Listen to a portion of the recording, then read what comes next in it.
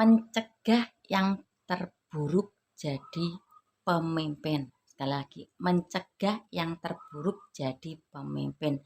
Ya, ini dari pendukung 02 ya. Yang pertama menilai kalau Pak Anies politik identitas ya. Katanya sih melihat azan dengan 4 penjuru arah, menurut dia tuh aneh. Dan ketika menilai Pak Ganjar kasus Wadas dan korupsi EKTP ya, meski beliau sudah mengklarifikasi baik Novel Baswedan maupun Pak Ganjarnya sendiri sudah klarifikasi kalau kasus Wadas itu proyek nasional, yang kena getahnya itu Pak Ganjar. Terus ya kasus EKTP pun Pak Novel Baswedan sepupu Pak Anies itu sudah mengklarifikasi dan sudah dipanggil sebagai, waktu itu juga diperiksa, ternyata belum terbukti untuk menjadi tersangka ya. Nah, mencegah yang terburuk jadi pemimpin ya. Orang seperti ini belum pernah dimainkan dengan perasaan ya. Kalau orang yang sudah pernah dipermainkan dengan perasaan tentu tidak akan memilih 02. Beliau membela Pak Prabowo di kasus 98 itu. Beliau itu diperintah sama atasannya ya, tidak melakukan dengan senang dan gembira. Ya, ini versi dia ya. Ya. Ketika itu siapa?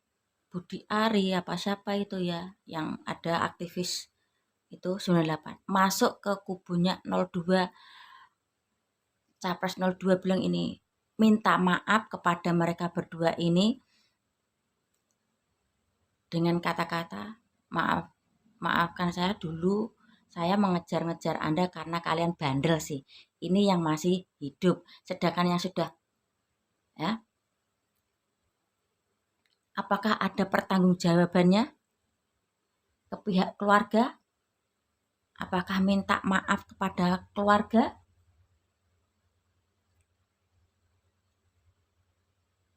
Yang membantu TKW Malaysia itu 15M atau 15T itu dana pribadi hanya untuk menyelamatkan TKW. Kenapa dananya tidak dialihkan ke 14 korban aktivis?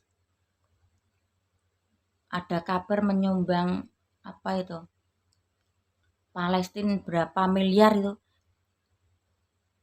Kenapa dananya nggak dialihkan ke keluarga korban aktivis ya? Jika memang beliau ini disuruh, setidaknya ada tanggung jawabnya. Karena beliau itu mengeksekusi ya. Dan orang pendukung 02 ini, coba deh posisikan Anda sebagai orang tua korban. Saya pastikan gak akan merasakan apapun karena kubu 02 ini belum pernah merasakan. Kenapa saya bilang belum pernah dipermainkan dengan perasaan? Saya kasih contoh yang simpel-simpel saja dalam kehidupan sehari-hari. Ini Anda perempuan, ini ada Anda laki-laki.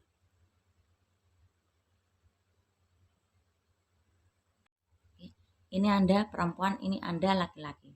Ya.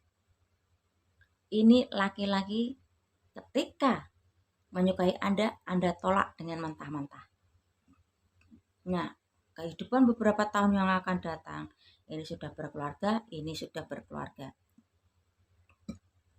Anda punya anak cewek dan sang mantan pacar ini punya anak cowok. Tanpa diketahui masing-masing kedua belah pihak, anak cowok ini menyukai anak cewek Anda. Ya. Nah, ya hubungannya di luar batas lah. Ya. Akhirnya anak perempuan Anda ini bunting. Dan anak cowok ini atau anak mantan pacar Anda tidak mau bertanggung jawab. Bagaimana perasaan Anda? Ini enggak sampai di ya, ini hanya diberi kenang-kenangan ya. Karena hamil ya diberi kenang-kenangan. Ayo coba mulai belajar berpikir ya.